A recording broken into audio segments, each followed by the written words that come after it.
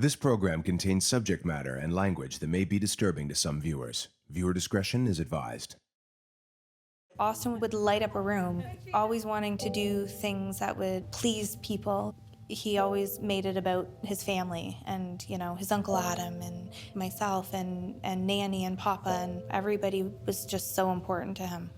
Everybody's really close, and it's like friends. It's not a family. We get together, we have good times, good laughs. She puts her hand in, and the bird starts going. Me and my family, we'd always stick together. We always, did traditions together. We always got together for everyone's birthday. Honestly, family was number one to me. And once in a while, you catch a glimpse of the old Austin. Where are you going? Give me a minute, please. But it's getting further and further apart. My name is Austin. I'm addicted to opiates.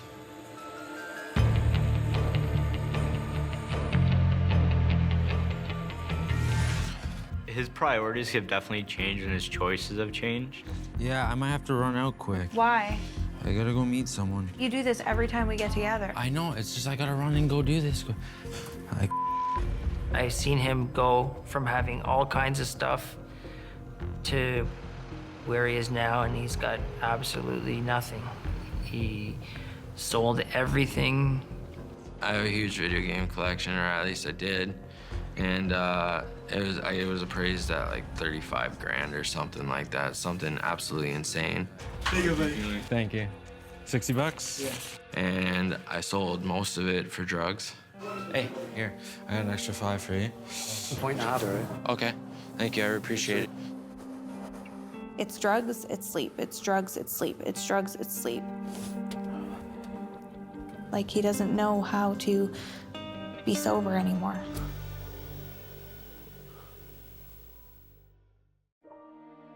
When Austin was born, that was an incredible day.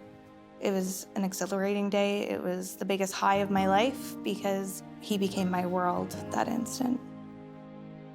It was wonderful. I was a young father. I was blessed with a baby boy who was healthy.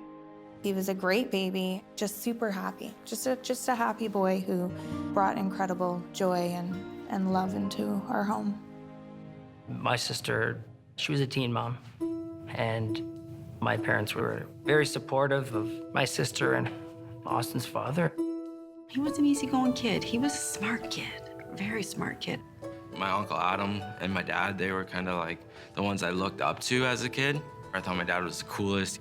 He taught me how to, go fishing, hunting. My sister was a lot more dedicated to the relationship than Austin's father was. I guess in the beginning, it would be like any relationship. And then you have your ups and downs. What do you got, Austin? She wanted a family, and he didn't want to commit 100% to the family life. When Austin's dad and I had decided that we were no longer going to be dating, that was hard on Austin. We only saw my dad on Wednesdays, and then every second weekend or whatnot. Austin always missed his dad. Obviously it's your dad, right?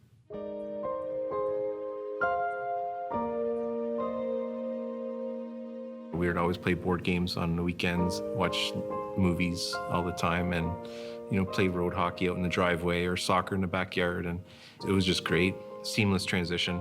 We would have Taco Tuesday every Tuesday. We had game nights on the weekend. He was a good guy, you know what I mean? He's an amazing stepdad.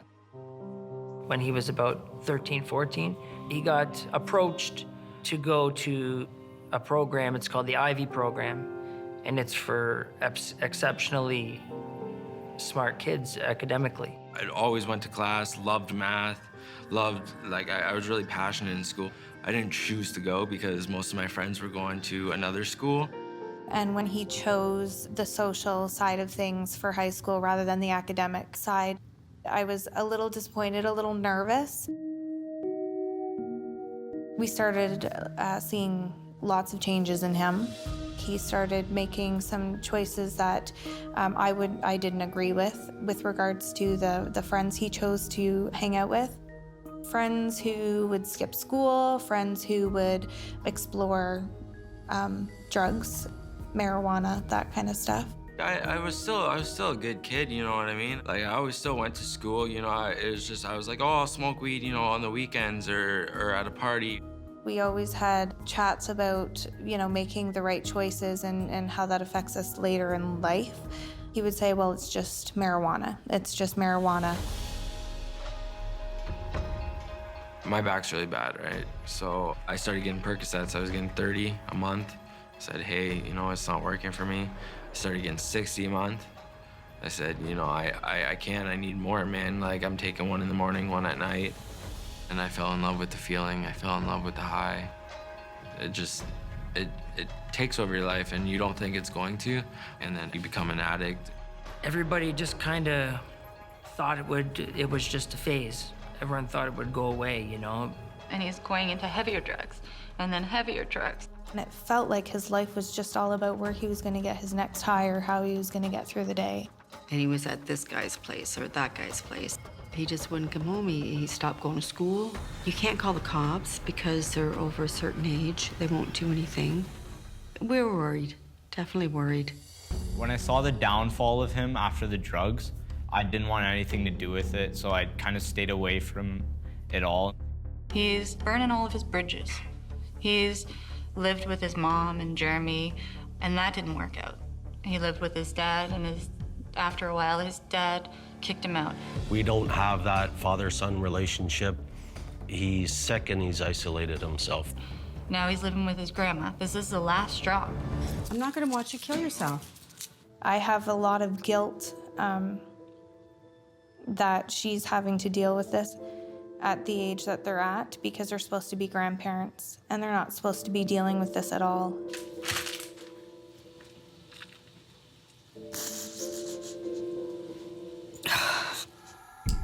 Austin, in the last year, you can tell he's definitely gone downhill. He was in jail for a week or two. They had tried to get money out of her father. And why they did that, they needed the money for drugs. Hi, beautiful. I have heard about Ali. I have heard that she's into the same type of drug use and that they do it together. Hey, shh. Just keep it down, because everyone's sleeping, right? So.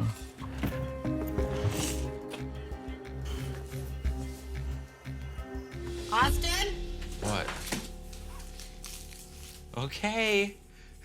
Okay. What is I know. this? It's a needle package, Grandma. Whose is it? It's probably for me. It was probably in my bag, I know. Or in my pants pocket and it fell out. So, I know, Grandma. is that what you do? No, I usually smoke it off foil. And you took my foil. I would like that foil back. If that's okay. Okay, you have to get clean. I know. You can't. I know, Grandma. You're killing me here. I know. He's such a great kid. Like, he really is. Seeing him like this, it's like a slow death. It's like you're slowly watching him die. And I feel like I'm letting it happen in front of me. I'm no criminal. I gotta find this foil that she threw out. I don't know if it's in here, which is disgusting. And I'm pretty cheesed because it had a full toke on it.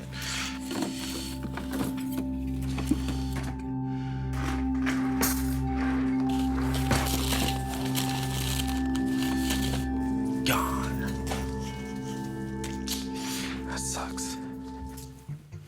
My mom, her and I, that's all we talk about. We talk about his drug use. You know, we're sending pictures back and forth of all the drug paraphernalia she's finding in her home. Spoons, needles. Not spoons. Right, but you can't be leaving that crap I know. around. You can't even be doing And I it in didn't, it was just a wrapper. It wasn't even the can't be doing I that know, in her it's house. not in her house, Mom. Or leaving it anywhere. You're killing yourself. I know. My bottom line, he's got to move. Okay. He's got to move out. But I can't cut ties. I will just be honest with you that that is definitely a slippery slope, because you got to realize that's A, that's a pattern you've had with him for a long time. B, it's a part of your nature, and that's a beautiful thing to carry. It's just that at this time, it's actually hurting more than it's helping.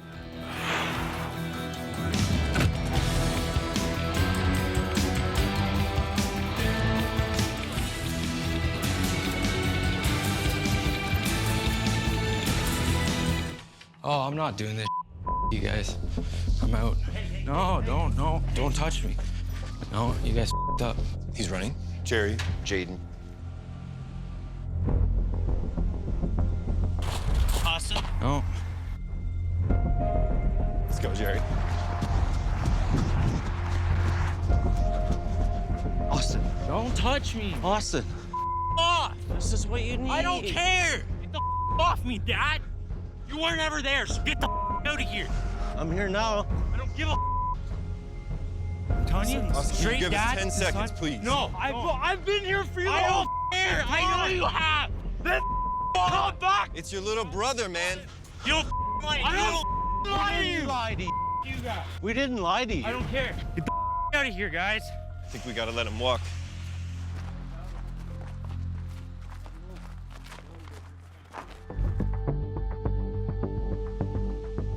You're good. Thank you. Do you think he's gonna come back with us, or? No.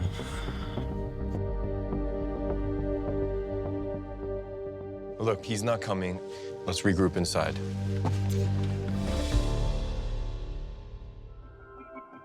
I was lost. I didn't know where to go. I didn't know what to do. I was broken. I had nowhere to live. I ended up living in a shelter. I knew I had to get help. I texted my grandmother. I was like, I don't want to do this anymore. You know, I hate my life. I'd rather die than be dope sick.